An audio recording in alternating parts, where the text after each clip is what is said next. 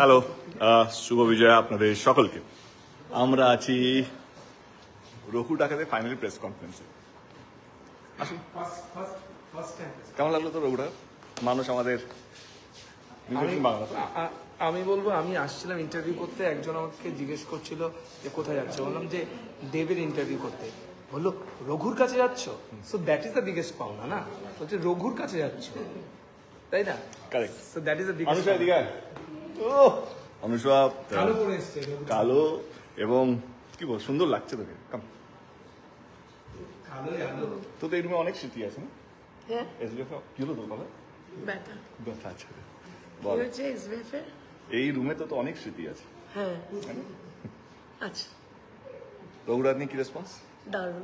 দারুণ। বল দর্শক। রঘু, আমার গলার অবস্থা খারাপ, সরি। তো রঘু নিয়ে চারিদিকে শুধু রঘু রঘু রঘু হচ্ছে, সো সেটা অবভিয়াসলি সবাই এনজয় করছে। তুমি তোমার কাছে সবচেয়ে সেরা রেসপন্স কি এসছে সেটা বলো। দারুণ দারুণ রেসপন্স। সব মানে রঘু ডাকাতে যে স্বপ্নটা আমরা দেখেছিলাম কে না না, এ তো আছে আছে রঘু ডাকাত নিয়ে যে স্বপ্নটা দেখেছিলাম কে মাস বড় ক্যানভাসের ছবি করবো এবং এই যুগটাকে আবার ফিরিয়ে নিয়ে আসার চেষ্টা, তো সেটা সবাই সমর্থন করেছে এবং সবাই দেখছেন, সেটাই ভালো লাগা। এবং যারা দেখেননি এখন অবধি, যারা প্যান্ডেল হপিংয়ে বা বাড়িতে গেট টুগেদার বা অন্যান্য কাজ নিয়ে ব্যস্ত ছিলেন, তাদেরকেই অনুরোধ করবো কে যারা ভিড়ের মধ্যে বেরোয়নি, অনেকজন যারা পুজোর সময় ভিড়ও অনেক বেশি বলে অনেক বন্ধুরা আছে তারা বেরোয়নি হয়তো, তো তাদেরকে অনুরোধ করবো কে রঘু ডাকাত রমরমিয়ে চলছে এবং দারুণ রেসপন্স। প্রথম দুদিন বন্ধু বান্ধবরা একটু ভালো রিভিউ দিয়েছিল, সেইটাকে যদি বাদ দিই, তারপর থেকে যেভাবে মানুষ হই হই করে হলে এসছে, ছবিটা দেখেছে এবং সমস্ত রেকর্ড মোটামুটি একটা জায়গায় চলে। রেকর্ড তো আমি বিশ্বাস করি না, কারণ সেটা এরপরে অন্য কেউ এসে ভাঙবে। সেটা থেকে বড় কথা হচ্ছে মানুষের ভালো লেগেছে এবং ছোট থেকে বড়, মানে আমরা দেখেছি 5-6 বছরের বাচ্চারা এবং বয়স্ক সিনিয়র সিটিজেনরা তারাও এসছেন, সবারই ভালো লেগেছে। তো শুভ বিজয় তো ডেফিনেটলি শুভ বিজয়ের অনেক অনেক ভালোবাসা, বড়দের প্রণাম। কিন্তু এই বিজয়টা বা এই পুজোটা ভালো কাটতো না যদি আপনারা আমার পাশে যদি না থাকতেন। এইবারের লড়াইটা একটু অন্যরকম, যেটা আমি বারবার বলছিলাম কি অনেক পুজোতে ছবি রিলিজ করেছি, কিন্তু এই পুজোতে যেভাবে বন্ধু বান্ধবরা ভালোবাসা দিচ্ছিল, সেইখানে আপনারা যদি পাশে না থাকতেন তাহলে এই হাসিটা, এই ভালো লাগাটা হয়তো সম্ভব হতো না। এই পুরোপুরি ক্রেডিট যায় আপনাদের সকলকে, অসংখ্য ধন্যবাদ। ওটা বলা যে ছবিটা দেখে তারপর রিভিউ করবেন, মানে রিভিউ পরে রঘুকে দেখতে যাবেন না, আগে দেখবেন তারপর রঘুকে নিয়ে লিখবেন, তাই তো? এটা বলো তো, তোমার নিজের রেকর্ড নিজে ভাঙা, এটা কতটা চ্যালেঞ্জ? আমি না এইসব ভাবি না। চ্যালেঞ্জ নিবি না সালা, বাবা দেখতে পাচ্ছেন না? চ্যালেঞ্জ নিবি না সালা। আরে বলতে দাও। ওকে, পাশে রেকর্ড নিয়ে না ভাবি না। রেকর্ড নিয়ে ভাবতে গেলে তার একই টাইপের ছবি করতে হয়, তাহলে আমি কোনোদিন টেক্কা করতে পারতাম না, বা কোনোদিন ধূমকেতু করতে পারতাম না, বা কোনোদিন বাঘা যতীনের মতন ছবি করতে পারতাম না, বা রঘু ডাকাতও করতে পারতাম না। যদি রেকর্ডই ভাঙতে হয় তো আমি ওই সাকসেস ফর্মুলার পিছনে ছুটতাম। প্রজাপতি part 1, part 2, part 4, part 5, part 6 চলে যেত। সেইটা না করে আমি আমার স্বপ্নের পিছনে ছুটেছি, সেটা হচ্ছে কিভাবে আরো ভালো বা আরো বেটার করবো আর কি সিনেমাটাকে, বা কিভাবে বাংলা ফিল্ম ইন্ডাস্ট্রিকে শুধু বাংলা ফিল্ম বা রিজনাল ইন্ডাস্ট্রি না বলে কিভাবে আমি ইন্ডিয়ান ফিল্ম ইন্ডাস্ট্রিতে এই তকমাটা লাগাতে পারবো বা এই নামটাকে জুড়তে পারবো ইন্ডিয়ান ফিল্ম ইন্ডাস্ট্রি, তো যেটা অন্যান্য রিজনাল ছবিটা হয়ে গেছে।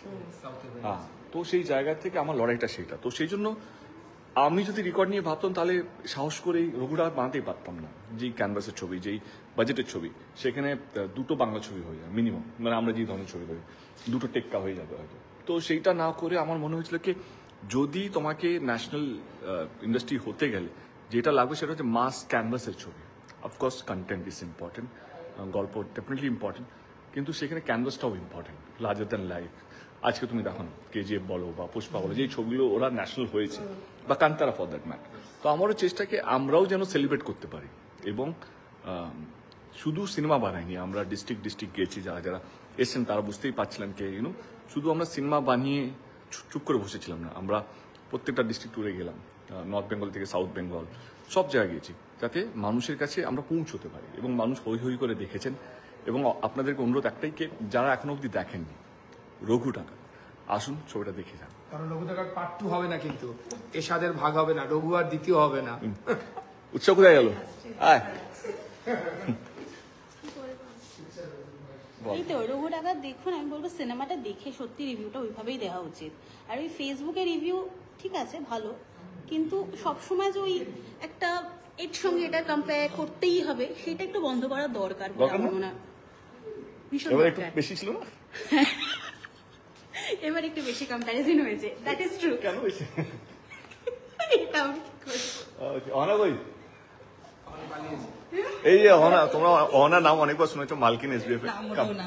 লাইট কি এই হচ্ছে আমাদের এসবিএফ এর মালকিন। False news, false, no no. কোথায় গেলি? হয়তো too much of light. Yes. How's puja? Puja was great. Raghu ডাকাত ট্রেন্ডিং নাম্বার 1 মাই শোতে এখনো অর্গানিক্যালি। এই তো পরিষ্কার কথা বলছি। Organically? Organically is the word, yes. Okay. So yeah, super puja. এবার আমরা কোনো পুজোতে সিনেমা হলে টিকিট ফিট কাটিনি তো? না সেটাই মানে বলে দে। না, মানে অনেকে আমরা শুনেছি কেটেছে, আমরা কাটিনি। No, আমাদের দরকার পড়েনি অ্যাকচুয়ালি। কারেক্ট। যাদের কাছে মানুষ আছে তাদের কিছু দরকার পড়ে না। তো থ্যাংক ইউ সো মাচ এতটা ভালোবাসা দেওয়ার জন্য, পাশে থাকার জন্য। এই পুজোটা সত্যি টাফ ছিল, সহজ ছিল না, কিন্তু এটুকু বলবো কে thank you so much. I am sure অনেকেরই পুজো ভালো কেটেছে। আবার শুভ বিজয় আপনাদের সকলকে। ভালো থাকবেন। আর হ্যাঁ, যারা যারা এখনো অব্দি রঘু ডাকাত দেখেননি প্লিজ দেখে নেবেন। Thank you so much.